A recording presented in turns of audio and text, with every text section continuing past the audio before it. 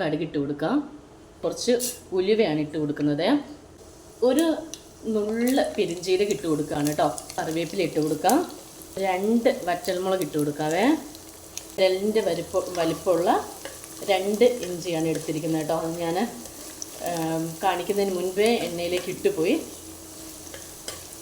ക്ഷമിക്കണം. പിന്നെ വെളുത്തുള്ളി ഞാൻ പറഞ്ഞില്ലേ 3 വലിയ വെളുത്തുള്ളിയാണ് എടുത്തിരിക്കുന്നത് കേട്ടോ.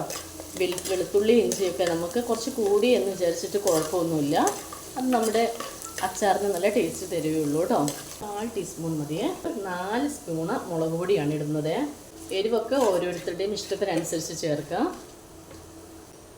നമ്മൾ വറുത്ത് വെച്ചിരിക്കുന്ന മീന ചട്നി നമുക്കിതിലേക്ക് വിനാഗിരി ഒഴിച്ചു കൊടുക്കാം. കായം ഇട്ട് കൊടുക്കാം.